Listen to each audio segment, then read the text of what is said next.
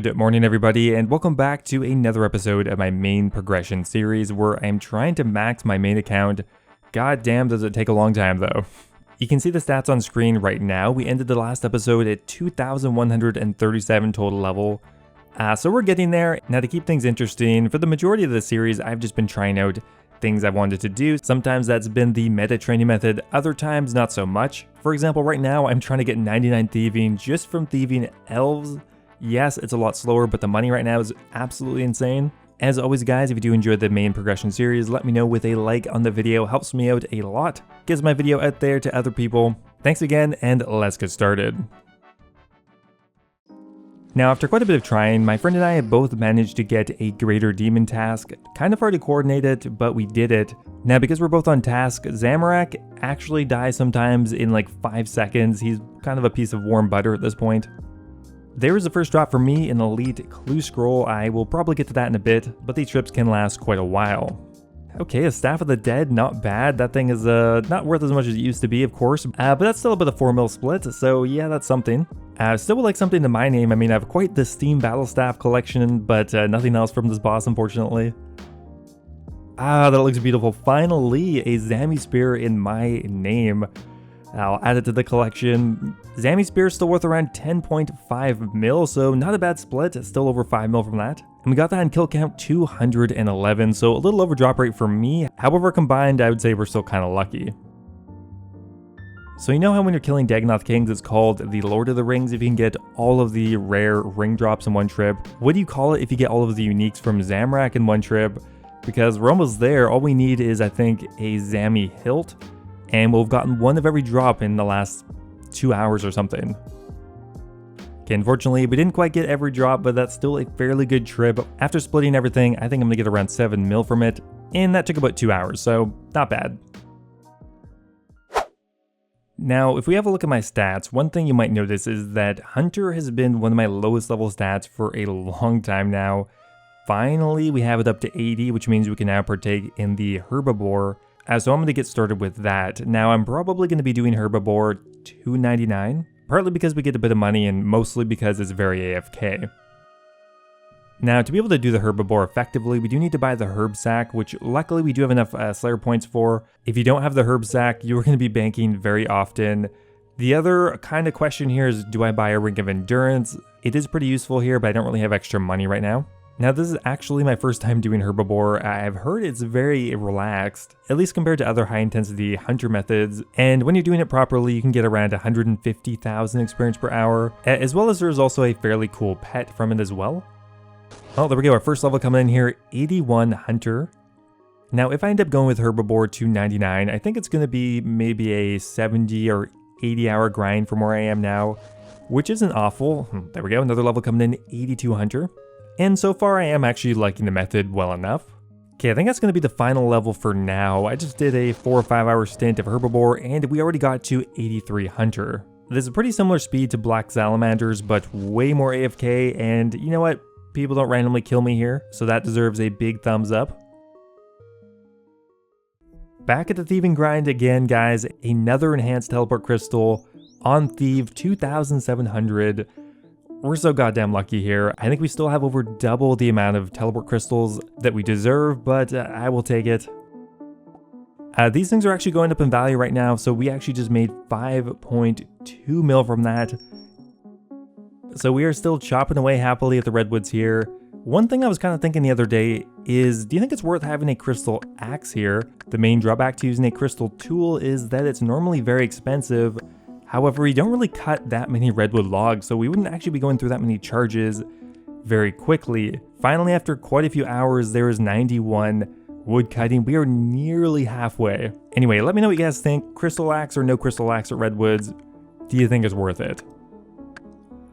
So a couple days later, and we have another 2 enhanced crystal teleports.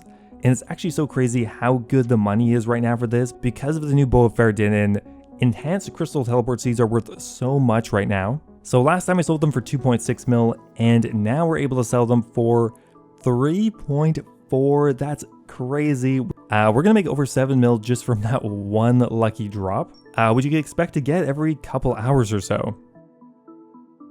Well, it was bound to happen eventually. No, this is not the quickest thieving training method by any means, but there is 93 thieving just from elves. What level did we start at again? I think 88 or something. So we're getting there. We're well over halfway to 99 now. And if the prices stay like this, I am definitely doing this all the way to max. The amount of money you can make here right now is insane. And I'm really excited to see how much loot we can get doing this. Gotta say a giant congratulations to a friend of mine, Craven, who just maxed their account in old school. Quite the accomplishment. Only 20,000 people or something have maxed an account ever. Soon to be 20,001 when I do it in 2020 something. Well, this seems like as good a spot as any to plug the clan and Discord a little bit. If you guys are looking for a chill place to chat and discuss really anything PvM flipping, feel free to join the clan chat FlippingOSRS. Or you can also just hop in the Discord, there will be a link in the description for there, and then anybody can recruit you to the clan.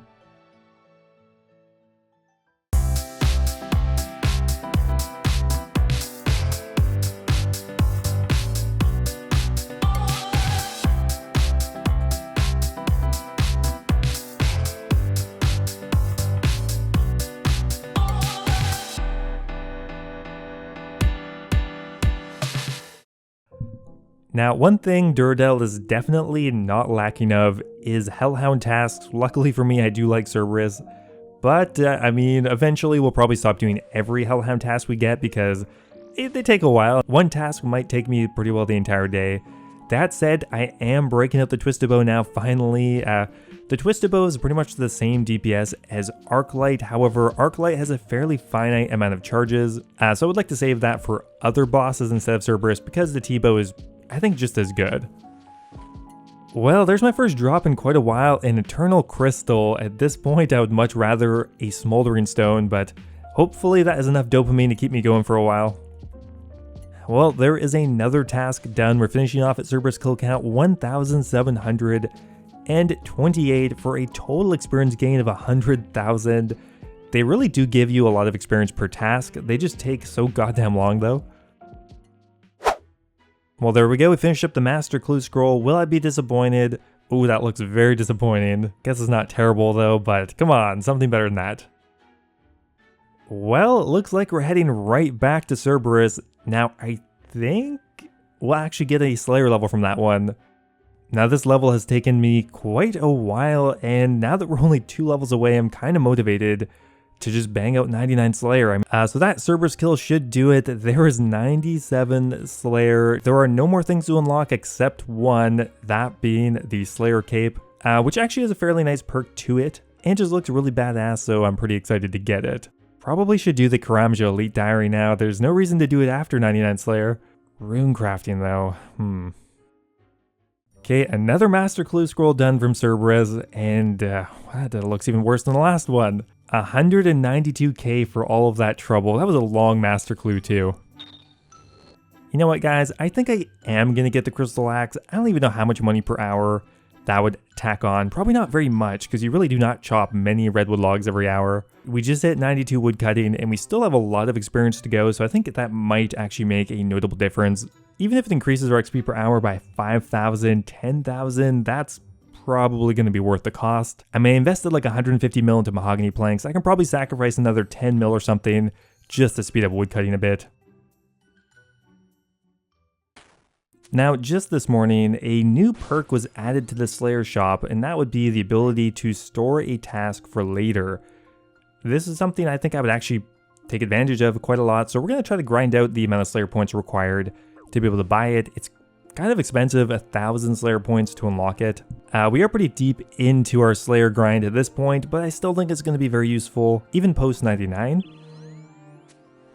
And unfortunately, we did spend quite a few points just on the herb sack recently, so we do need to grind out a fair number more points, but I think it's going to be worth it.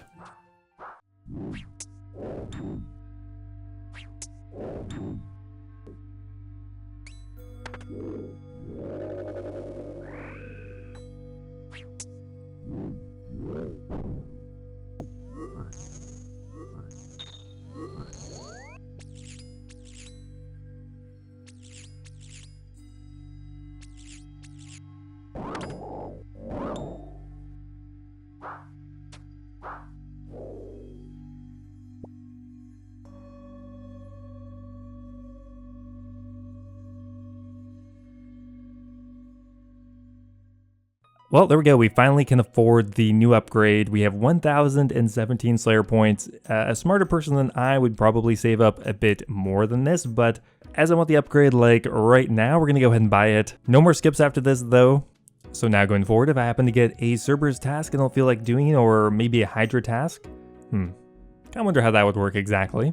Could you store a task from Konar and take it out later? Regardless though, if we get a nice task that I don't feel like doing at this moment, we can now store it for later. Now going forward here with 99's Slayer, it just really makes sense for me to at least do the Karamja Elite Diary. I'm gonna have to do it eventually, and if I do boost it, I think I only need to get 3 more levels, which isn't that bad. So it's within sight, and I'm probably gonna work on that next. So kind of due to that realization, that's probably where I'm gonna end the episode for today. I probably need to do about 20 hours of rune crafting before we continue with Slayer, but I think that's gonna be one of my next 99s. Thanks for watching guys, as always, hope you guys enjoyed it, and I will see you in the next episode. Now before I go here, I want to give a giant thank you to all of my members over on YouTube. Thank you so much to Guy Fox, Wolf of the Hunt, Timothy Chen, Ocelot, and Kush Patel for all being subscribed to the Dragon tier. Thank you guys so much as always, really appreciate it. And also a giant thank you to Branton Griffin, Hunter Durant, Lord Dojin, All Things Gaming, Yo-Yo Sub 89, Connor B, Birdbot, and Base Titch. For all being subscribed at the Runite tier, thank you guys also, appreciate it a lot. As always, if you guys are looking for another way to support the channel, becoming a YouTube member is an awesome way to do so. Get immortalized in all of my future videos, get access to my video release schedule, and of course get a custom role in my Discord server. Thanks again guys, and I'll see you next time.